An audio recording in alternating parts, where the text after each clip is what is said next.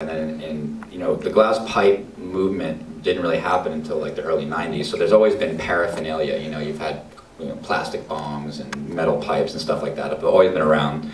You know, since people were making that since the 40s, 50s, 60s, whatever. But you know, we really took notice in 2003 when Operation Pipe Dreams happened, and it really affected, you know, us glass blowers, because we weren't like some company, or we weren't producing plastic bongs in China. We were just individuals in our garages making pieces, and even the people that have these companies that were busted started just like these individuals. You know, they were just one person blowing glass who taught some of their friends and made it a full business, and they were basically pursuing the American dream like any other American would pursue.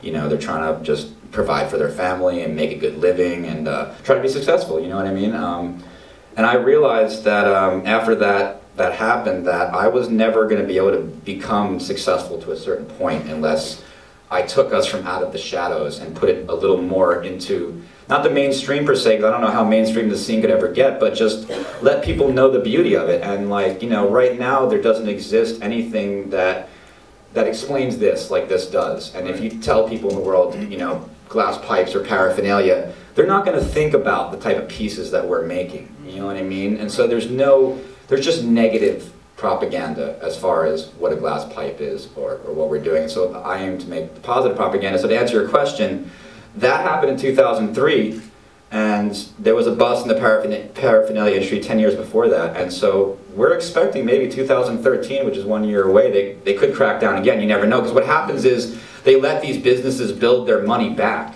So they can use like drug laws, forfeiture laws, so that they can, because it costs a lot of money for them to send 60 SWAT team members to get this one innocent guy, not even innocent, but this one guy in his house. You know, if they had called up Saeed from Jerome Baker and said, hey, can you come down to the station? We need to talk to you about this situation. He would have gone down there. But do you know how much it costs to pay 60 SWAT team members to go to someone's house to take them down? That costs a lot of money. That probably costs tens of thousands of dollars right there. So when the government is going to do these type of operations, they better be getting money back. They need to pay these people, you know what I mean? The reason they do this is so that they can have jobs, so these SWAT members can have jobs. So with the paraphernalia industry, they bust it, and then they let it build back to a point where there's money available again, and then they'll bust it again to get that money and to give those SWAT team members jobs and put it through the court system. And you know, a lot of people are getting paid off of that. Right.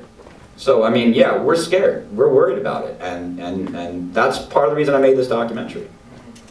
Well, I think we can all agree that these are works of art that just happen to have a form of a pipe. I mean, I think that's definitely one thing I took away with this. And everybody pipe up with questions. If you have any.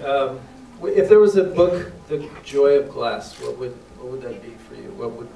What's some of the joy that for you? Freedom is what it's about for me. And the reason I got into this and a lot of my friends got into this is we wanted freedom. I didn't want to go work for the man. I didn't want to like work a job that I didn't believe in. And I wanted to do something for myself. I'm a creative individual. I went to school for filmmaking actually, which is kind of like partly how I ended up doing this. But when I graduated school, I didn't want to go to LA and like become a part of the system. I wanted to just do my own thing. I wanted to live a certain lifestyle, a DIY type lifestyle, and I was looking to be creative, be able to make something with my hands and make my own, create my own thing, you know, so. DIY, we're glad to have you here. That's what we're about. Yep.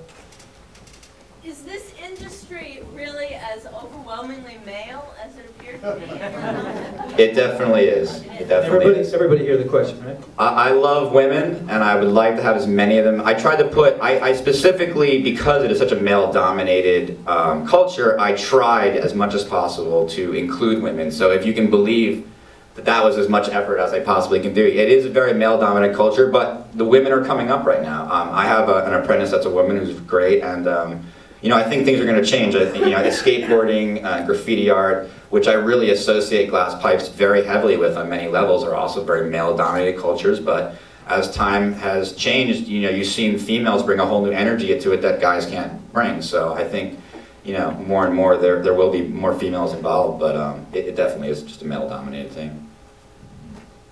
Yeah, I went to the Champ show and the American Glass Expo this last year.